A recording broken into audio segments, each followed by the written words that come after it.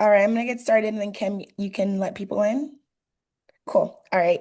Welcome everyone. Thank you for joining our Parsec webinar Wednesdays. We are super excited to dig in to our new California dashboard data with you all. And our wonderful Ryan Royer will be here, so he'll be guest speaking and breaking down state, district, and charter trends, and then talking about how you can analyze your data with our dashboards. Mm, Next slide, Ryan. all right. All right. So, recapping from last week, we had our last webinar in our harmful language series, which was incredible. For all of you guys who may have missed it, Kim will be putting the link in the chat to watch the recordings. But we had the amazing Dr. Angie Barfield just talk through harmful language and education and what are some tools and resources that we can use to mitigate that. And so, we definitely encourage everyone to watch it if you missed it. It was, like I said, a really impactful series. Next week, we'll be taking a break just to honor the holiday. And so we will be back on December 7th. But if you miss us and our faces, you can always check out the past webinars if you would like. And I believe, yeah, Kim will be dropping in the chat in the link in the chat. And then just how we'll spend our time together. So first we'll have Ryan look at high-level trends for state districts and charters. And then we'll walk through how our dashboards can really help you interpret the data and see some trends to your local data. And we will have some icebreaker activities mixed in that so that we can hear what you guys think, feel, and then at the end we'll have a Q&A and we'll have plenty of time for questions at the end. And then Ryan has volunteered to stay afterwards if there are more questions than we can handle. So before I pass it on to Ryan, I want to just start our conversation today. Just want to hear from you all as we are going to talk through the data. What is really interesting to you and like what do you want to explore today? And feel free to share in the chat or just come off of mute and shout it out.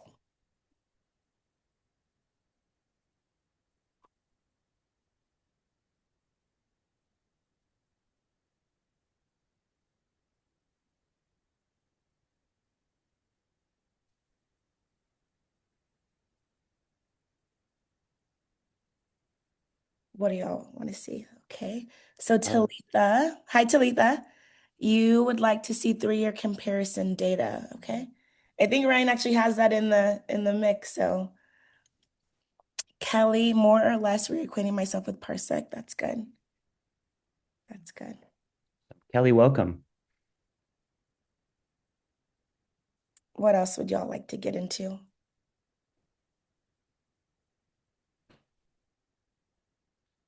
Man, all these people came for the dashboard and aren't even interested in data.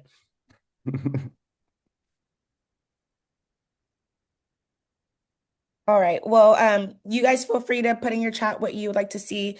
I'll pass it on to Ryan, just start the conversation. If you have any questions as he goes along, feel free to just put them in the chat and then we'll answer them as we go. So, Ryan, it's the stage is all yours. Woohoo. Guys, they let me out of my office again. Um, I don't know what I have to do to be let out of my little corner, but I'm happy to be here with you guys. It's been a long week and there's been a lot of mathing going on. And we're going to look at the data in various ways.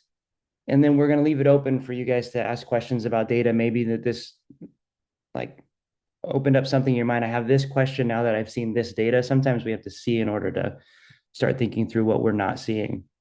So looking at state trends, ELA, I'm going to minimize the window that has all your faces on it. So just stop me if you have questions. So ELA for the state is moving. So it went down and then down. So we had that big dip post pandemic from 2019 into 2022, that first required testing year post pandemic. And then we saw a dip in 22, 23, a little bit of a gain in 23, 24, and then big gains in 24, 25. So, and this is going to be a common theme across the board. We saw really strong work for districts, for charters, for the state going into 24, 25, looking at the outcomes with in the accountability model. If we look at one of the things I wanted to look at is going from 24 to 25, you'll see here it says Delta 24, 25 by race ethnicity, and then we'll do this by student group. Where are we seeing the biggest changes in distance from standard? And the biggest changes are happening for our African American population and then our Hispanic population, which have been two really substantial focuses in the in closing achievement gaps. And it looks like that's having an effect. We've called student groups out, and they're seeing an outsized gain, outsized delta. If you look at all students, which is the average across all students, 5.1 points is the change from 24 to 25. And both your African American and your Hispanic populations are above that, along with your Pacific Islanders as are in there as well. So this is a good sign that the work that we're doing is closing the gap, at least at the overall state level.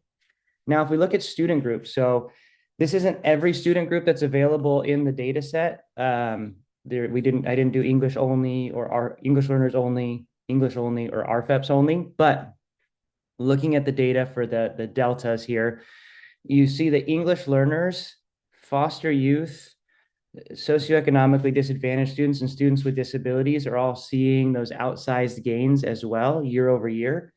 And these changes are pretty well in line with the focuses. The foster youth, I know a lot of folks are in, that's written into their LCAPs because foster youth were in the red along with homeless students. And English learners and students with disabilities were as well. And so what is beginning to happen here is it's beginning to look like, hey, if we say we're going to focus on something and we do, it actually has an impact. Now, the homeless population saw gains, but they were small. And I'd be interested to look at to see how those gains continue as we focus on that particular population. I know some systems I was looking at have had stark increases in the percentage of their population that is homeless in the last 4 or 5 years. So we're just seeing shifts in that population as a whole. I'd like to do more investigation of that, but we didn't have time for the sake of today. All right. So some things that I wanted to note. Looking at the deltas there's two change numbers I wanted to look at. We're not going to go through every single one of these. I will share this presentation with you all. But looking at the change for each student population between 24 and 25, which we just looked at, and then where they're at in relationship to their position in 2019, right? We saw that big dip for a lot of students in 2019 or in 2022 when we came back from the pandemic. So we're still seeing this learning loss recovery across the state. So if you look, our African American population is, and our foster youth have seen the highest gains in ELA, but the distance between where they were and where they're going is still something that we want to look at. So if in order to be back to where we were in our pre-pandemic levels, we would need to close another 3.7 points in gap for our African American students, 5.6 points for all students, 11.3 for our American Indian students, 14.8 for our English learners. So even though we have a really good year, everyone saw in this column saw positive change, we still have a gap that we're closing. And the only group, I think there was one group that is not in the gap that is actually ahead of their 2019 levels, is the Filipino population in the state of California. Everyone else is in the gap stage still. So there's something to be aware of. Good year, a ways to go. This largely the same pattern for mathematics in the recovery, except the recovery has been slower, but more consistent. So we saw that big dip and we've made gains and gains and gains into 24, 25. And where we're seeing by race ethnicity, the big deltas again happens for our African American students and our Hispanic students. They're seeing the greatest positive change, or they saw the greatest positive change year over year.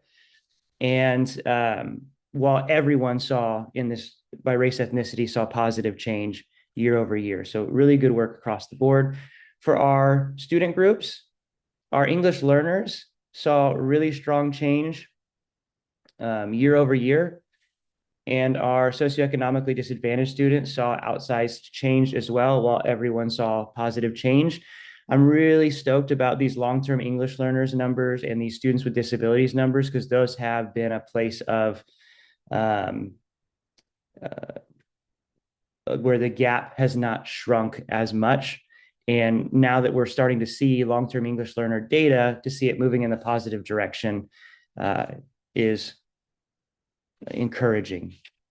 So looking at math for that same comparison, we still have a long way to go. No one is ahead of their pre-pandemic levels on a state level. We still have gaps in distance from standard for everyone. And if you look at our Filipino population, they're still about 3.8 points down, which would make them even next year if they continued at the same trend. But our homeless population is still the biggest um, delta, the biggest negative change from pre-pandemic to now. Now, granted, that population has shifted. There's more, looks like there's more people in that population. I didn't have time to do all the demographic, just percentages, but still things that we want to be aware of. Looking at the percent indicators, the non DFS indicators, everything else also moved in the right direction for the state. When you see this minus 150 and this minus 0.40, those are for chronic absenteeism and suspension. That's actually movement in the right direction for those. And so everything saw positive movement, even if it was really, really small for our LP population, and our graduation rate. But positive movement is still positive movement, especially when you're working with such a large population of students. So I'm about to dig into some more data, but is there anything that surprised you about the data that we just looked at? Is there anything that you'd like to dig into more? You can put it in the chat or you can come off mute. Either one is fine.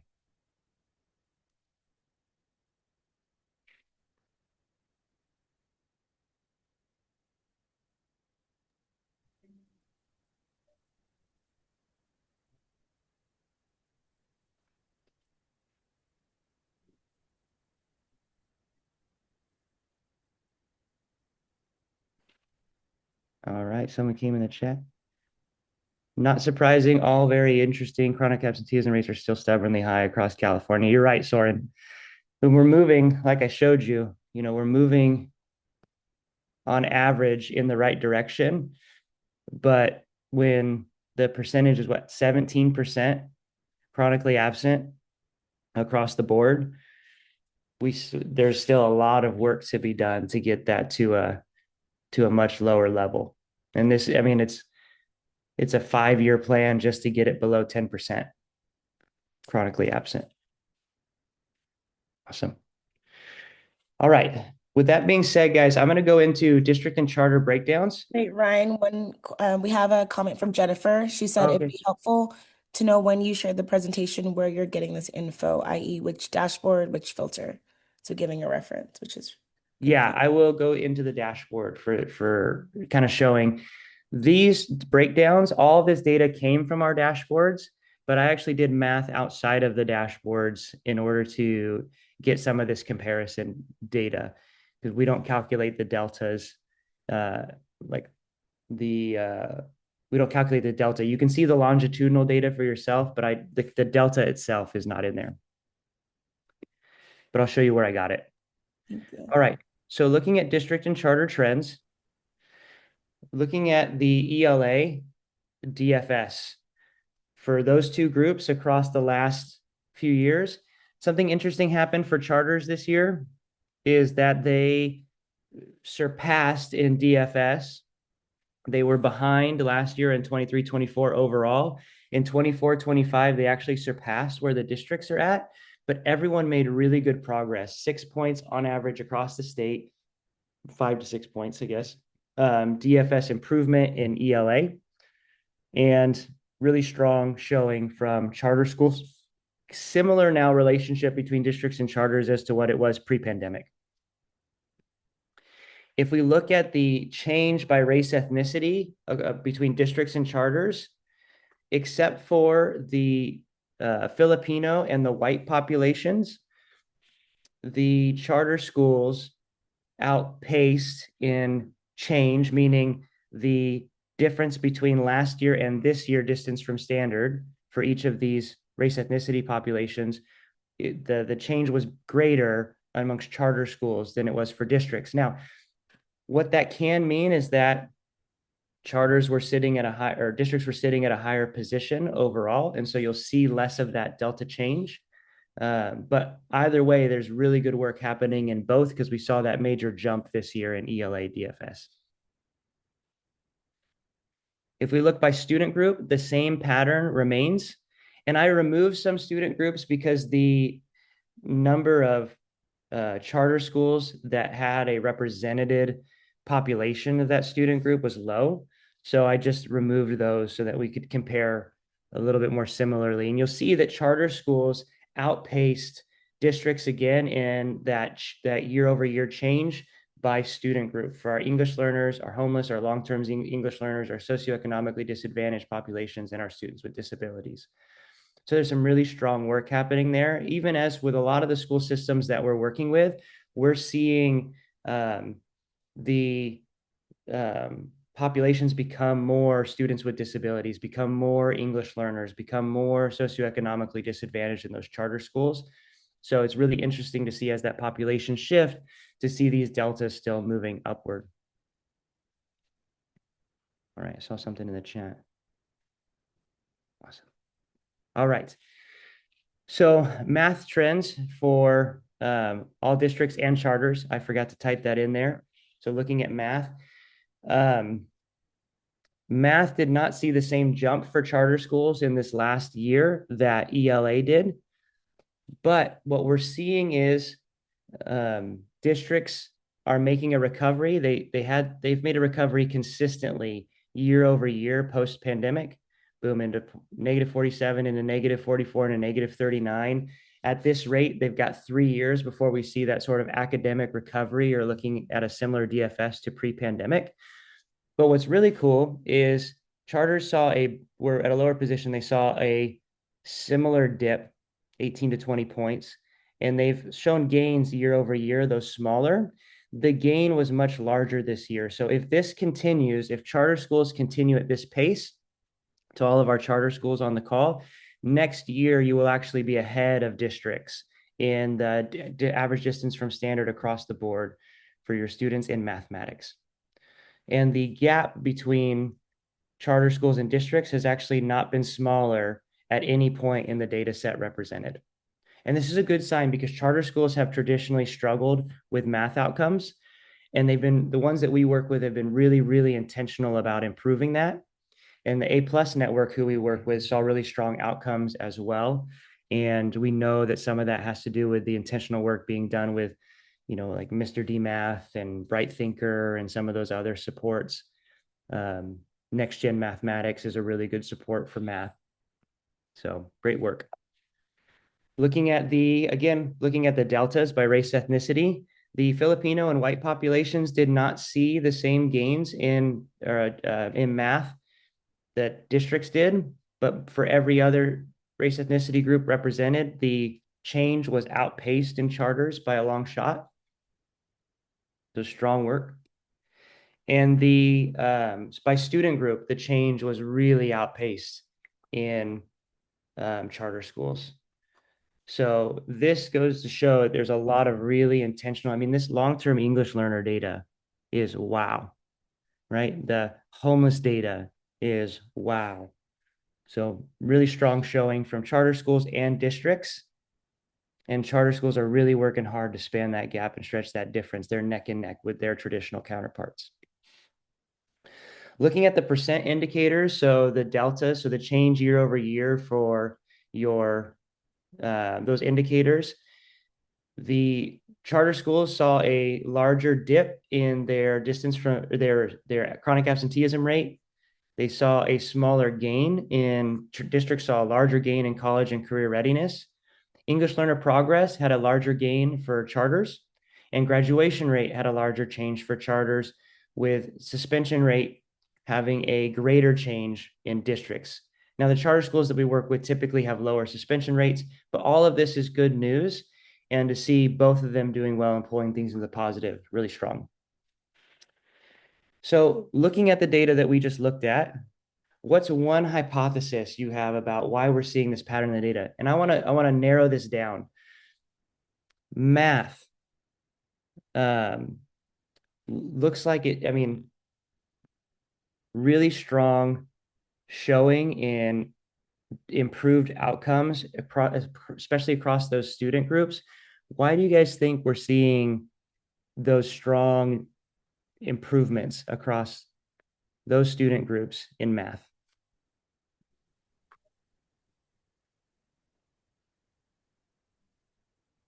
And if you want to talk about work that you're doing in your system, please feel free to put that in the chat. I would love to hear it. We got a comment from Leela Ryan. She said, paying attention and focusing on data. Yep. Yeah. Data focused and targeted action, more intentional RTI for math. Yep. That's great.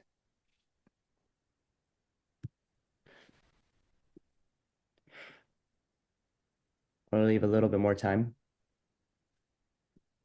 And then I'm going to jump into dashboards.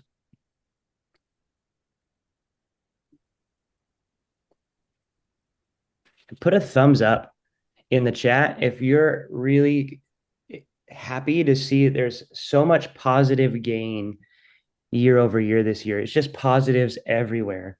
The state's positive everywhere. The districts are positive everywhere. The charters are positive everywhere. I mean, guys, if you haven't given yourself a round of applause for the work that you have put into being a part of that equation, you really should. And if you are below those numbers and you're part of what's bringing down that average or that delta, that's just a place where you now have more opportunities to partner with other people who are seeing success than ever before. So really the future is bright. Awesome. So we're not going into Q&A. I'm going to jump in the dashboards here. And Oh, sorry, Ryan. Any questions, y'all, before we jump into the live dashboards?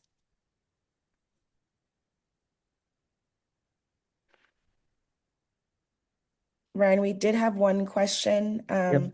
Did the increase in the homeless population numbers coincide with the decrease in any other subgroup population numbers or an overlap in growth, such as EL and more homeless? That's a great question that I don't have the answer to. Shay, can you make sure that we pull that question out and then I can investigate that? And when we send communication out for the webinar, I'll do my best to answer that question. Yeah. Awesome. I'm not sure that I can because they don't really help you identify the overlap in those student populations because we're not looking at student level data. But I will give some answer as to the plausibility of that question. All right.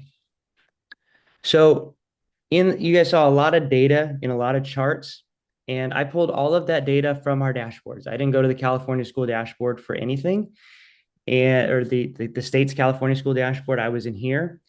This dashboard is intended to be able to look at district and school level data. So you can see that I have agency district. I can click on agency school. And this data is gibberish until I select a school if I had school as my agency, or a district since I had district as my agency. And we'll just go ahead and look at Visalia Unified.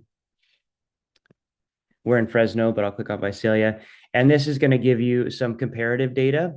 And you can look over the course of time and look, hey, how did my percentages change over the course of time?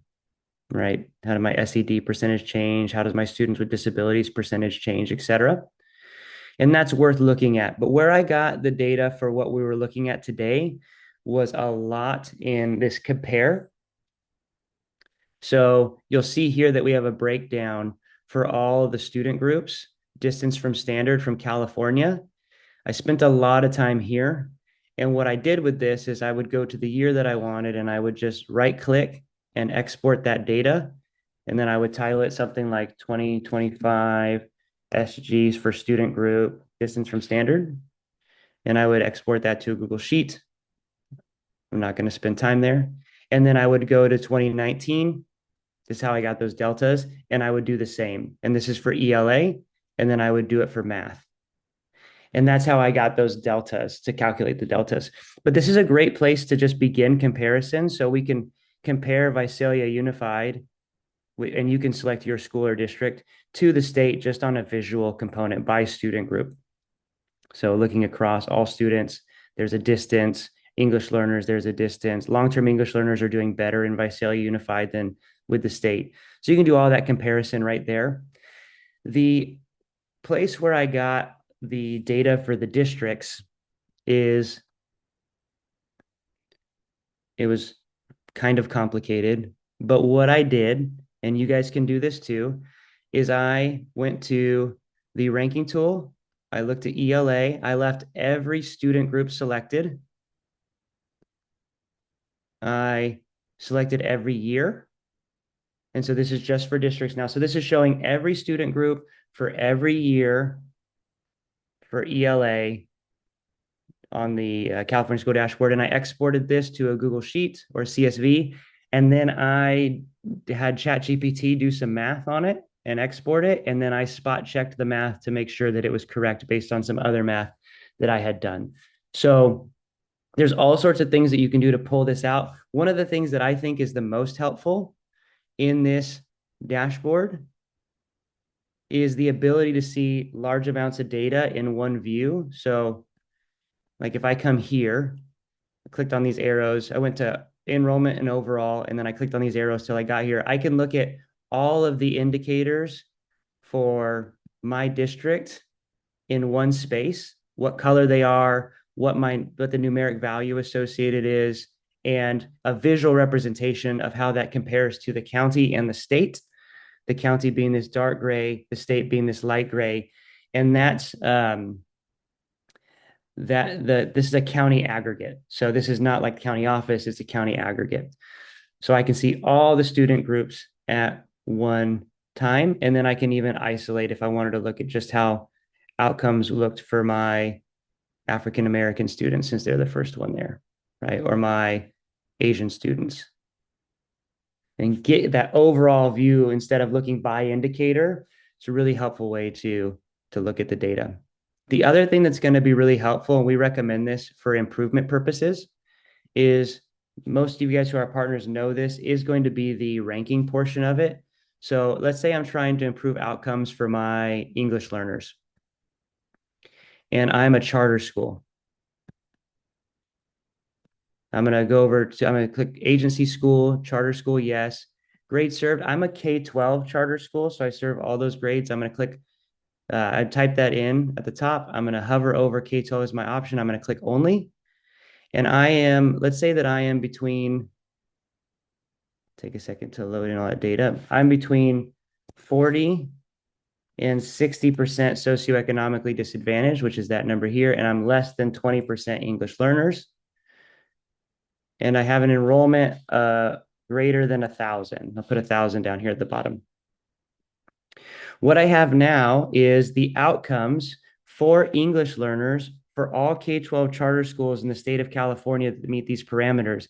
And Amy or someone from Excel Academy, so Heidi or someone from Excel Academy, if you're on here, congratulations, you are #1 for English learner outcomes in the state of California within these parameters.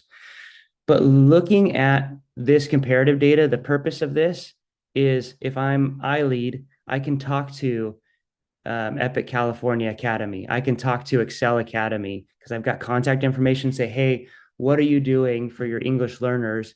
And then I can remove the barriers to improvement communities from my immediate context and the state and look at other similar systems across the state of California, whether those be districts or schools. I just fire hose the dashboard. So any questions on what I just shared with you guys?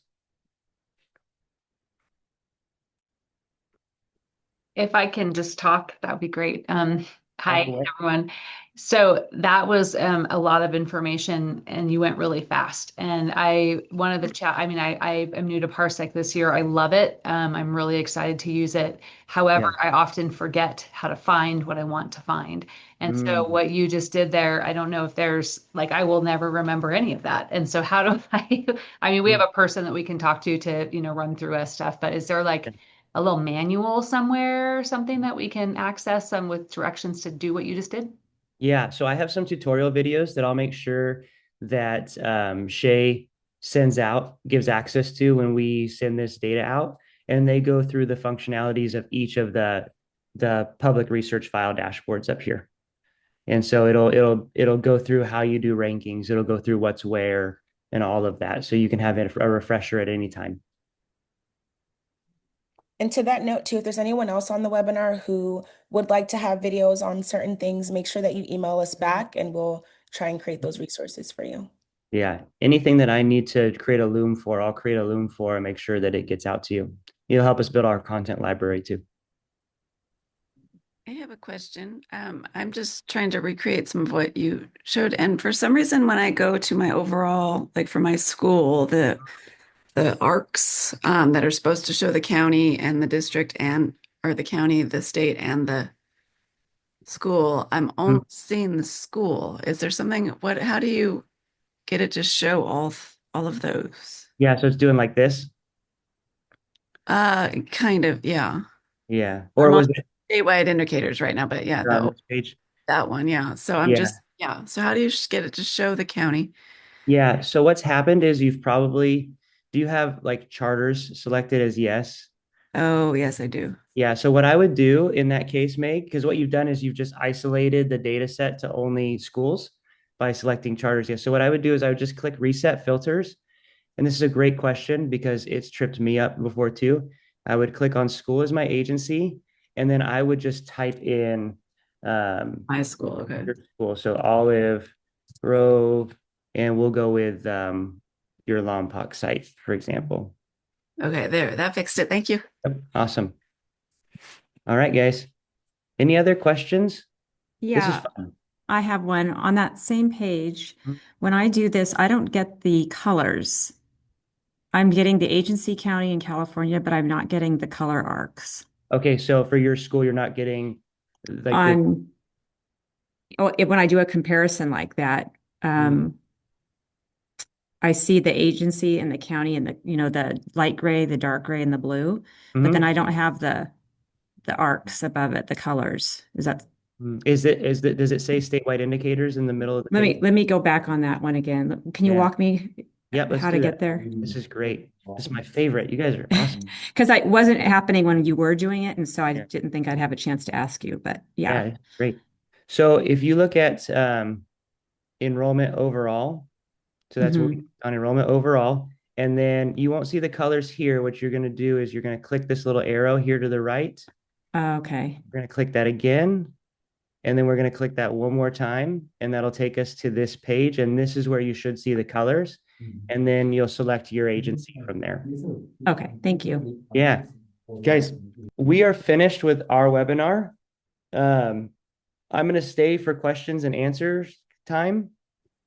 So um, we will be reminder we're doing a break for Thanksgiving, so we will not be here next week. But if you guys want to stay on, ask any questions, see any other data, I'm here for the next 25 minutes or so. Please feel free to do so. If you have any questions or if there's anything you'd like us to record a video on how to do, please let us know and we'll get that out to you. Shay is the main point of contact. You can email us at hello@parseceducation.com. We'll make sure that gets done. Thank you, Ryan. Mm. And then just a reminder, our nenext webinar on December 7th is all about how we sometimes unintentionally silence students' home language. And so we have Francisca Sanchez, who will be talking about how we can change that. So how do students show up um, speaking their language and having their identity in the classroom so that they can thrive. So really exciting topic. I just wanted to make sure that I mentioned that. But with that, thank you. And if you guys have any questions, like Ryan said, he'll be on for the next 25 minutes.